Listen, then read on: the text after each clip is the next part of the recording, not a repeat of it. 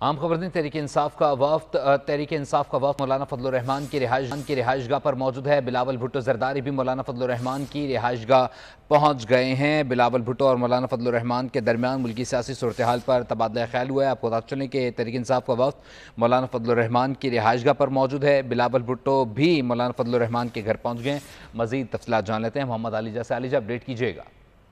देखिए, आईनी तरमीम का मामला है और आज पाकिस्तान तहरीक इंसाफ का वक्त अब से तकरीबन 1 से 1.5 घंटा कबल मौलाना फजल रहमान की रिहाइशगाह पर पहुंचा था। पाकिस्तान तहरीक इंसाफ के वक्त में barrister Ali Zafar, Umar Ayub Khan, chairman PTI barrister Gohar, Asad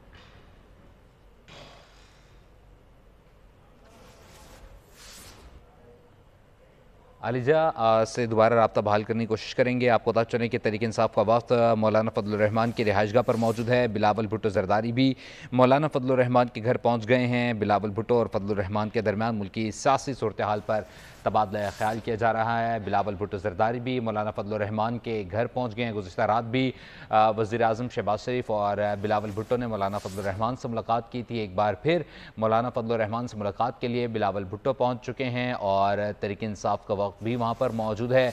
Bilawal Bhutto एक बार फिर मौलाना फजल रहमान से मुलाकात करने पहुँचे हैं और मुल्क की मौजूदा सियासी सूरत हाल पर तबादला ख्याल किया जाएगा। यकीन तौर पर आईनी तरमीम से मुताल्लिक भी गुफ्तगू की जाएगी। गुज़िश्ता रात होने वाली मुलाकात में मौलाना फजल रहमान ने तहफ़्फ़ुज़ात का इजहार किया गया था। कहा था कि हमारे जो कारकुनान हैं, हमारे MPAs MNAs को उठाया जा रहा है, सेनेटर्स को उठाया जा रहा है।